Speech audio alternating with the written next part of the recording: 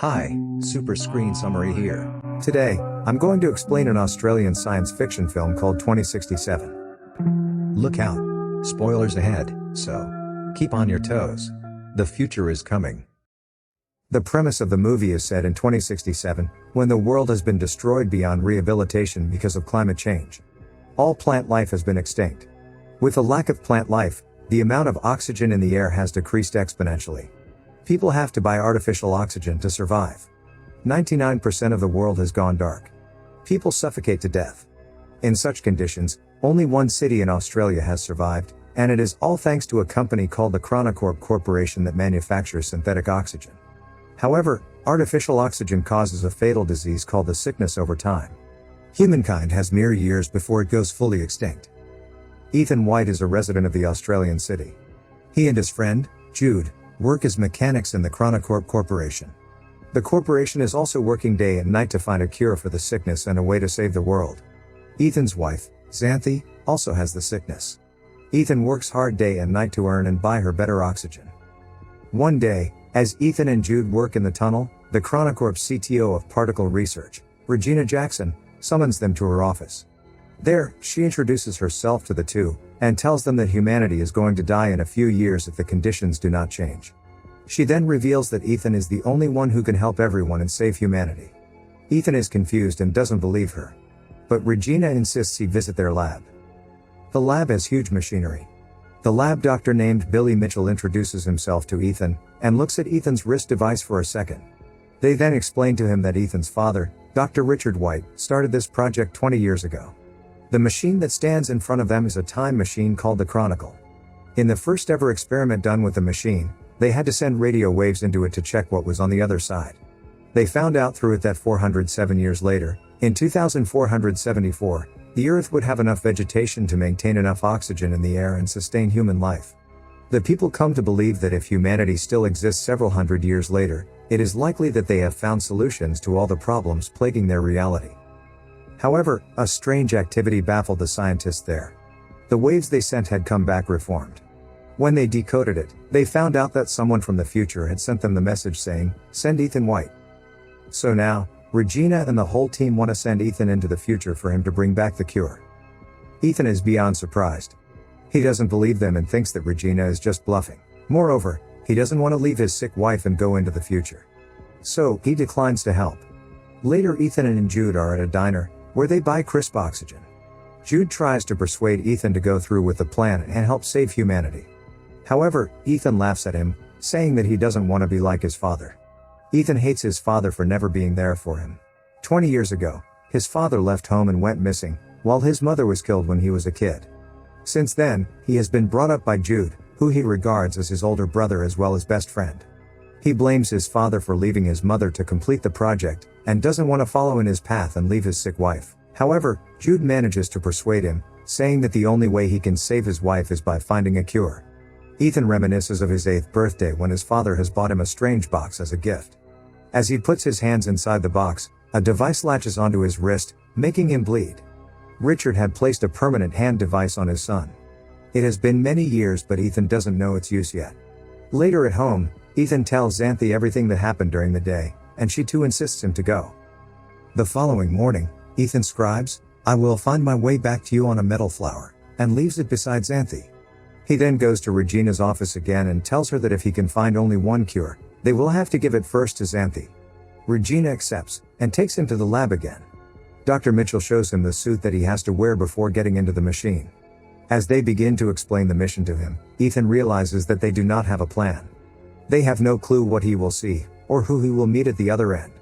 However, after they put him in the suit, they give him an AI device called the Archie. Archie will show the lab Ethan's vitals at all times. It will also help to navigate his location. Then, they finally throw him into the machine. Inside, Ethan moves at high speed through time. He falls from the sky and lands in an unknown jungle. The friction from the air causes his suit to catch fire, so he quickly gets out of it. Then, he looks around, and is astounded by the beauty of nature. He finds that the world has completely changed. The trees and the natural oxygen are back. He walks in the direction Archie directs him, and sees a bunker door of some sort. But what catches his eyes is a skeleton that lies right in front of the door. Its skull has a bullet hole in it. Furthermore, he looks at the name tag on it and is horrified to see his own name. The skeleton is Ethan's.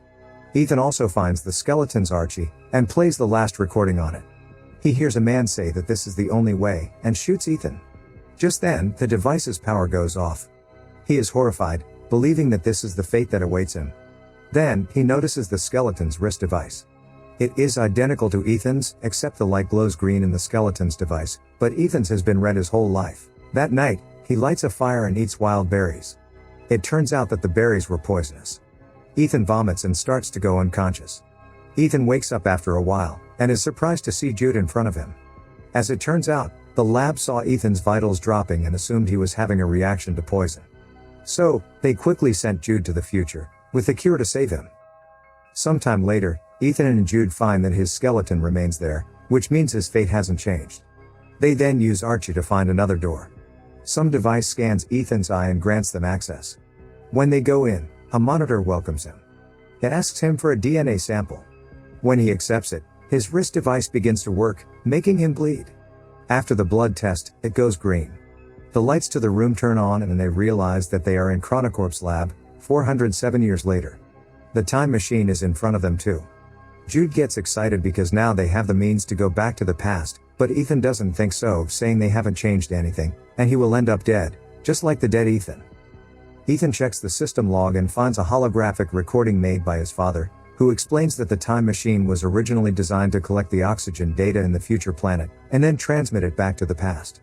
However, when his father first started the time machine, he received a message asking him to send his son to the future.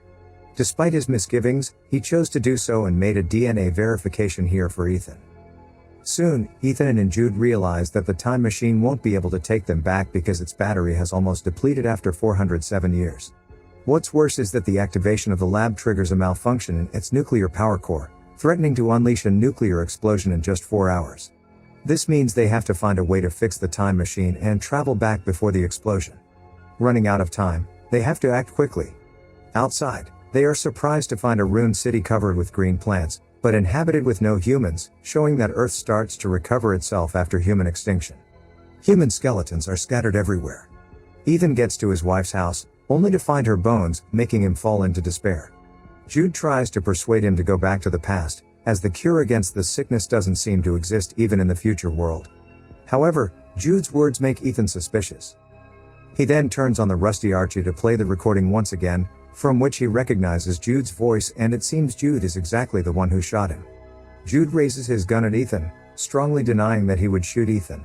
Ethan finally decides to complete the mission first, so with joint efforts, they manage to repair the power core and then return to the lab.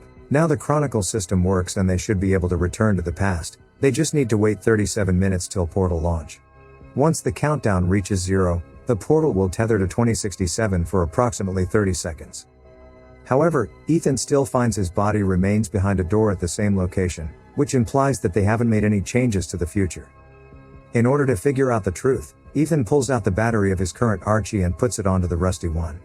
In that way, he gets access to another video, in which Ethan is assured that his future self will be killed by Jude. Jude then confesses that there is no hope of changing the future and he is trying to protect Ethan. Finding it hard to believe, Ethan locks his brother up in a room, then plays back his father's holographic log from the day he died. He soon discovers a conversation between the Chronocorp's CTO, Regina Jackson, and his father. It's shown that Ethan's father wanted to use the time machine to save all mankind by finding the cure, but the CTO only intended to use the machine to flee from the dying time with some chosen few. However, whichever plan they choose, someone must travel into the future and turn on the time machine. To safely send living matter through time, it requires an operational link from both sides. In order to stop the CTO with her plan, his father locks the time machine and sets Ethan's DNA as the verification key. In anger at what Ethan's father just did, the CTO killed him immediately. She then orders Jude to kill Ethan's mother and be a guardian to him, so one day they can use Ethan's wristband to get access to the future. Ethan is beyond surprised.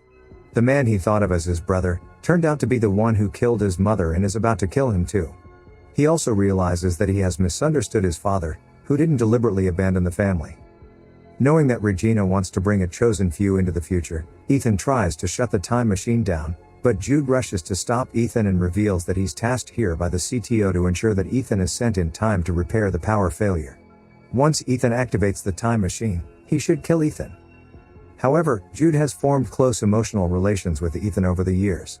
Seeing his brother-like friend in that state because of him, he is guilt-ridden. So, instead of shooting Ethan, he shoots himself dead. In rage and regret, Ethan is determined to fulfill his father's dying wish, which is to find the cure and save the dying humans. He looks into the monitor, and finds the very first message written by his father. He deduces that the message sent Ethan White was sent by himself. Hence, he codes in the message again and sends it into the past, along with many other things. Meanwhile, in the laboratory of the year 2067, the CTO with a group of privileged chosen people are waiting anxiously for the time machine to be activated. To their shock, however, the time machine sends back hundreds of extinct plants along with a copy of the recorded murder of Ethan's father. Soon after, the time machine is destroyed by Ethan, resulting in the collapse of the CTO's plan. In the end, the CTO is arrested due to the murder. The plants sent back to 2067 are cultivated to revitalize the planet. Ethan's wife also receives a flower sent from him and understands his choice. While Ethan has to stay in the future world alone, he buries Jude and forgives him. A butterfly catches his attention, and leads him again to the same entrance, where Ethan is happy to notice that the corpse of his future self is gone. He rushes to take a look at the world outside, and feels relieved to see a futuristic eco-friendly city, in contrast to the deserted one from earlier. His decision had changed the future of mankind. Subscribe for more videos like this, turn on notifications, and leave a like to help the channel out. Thank you for watching.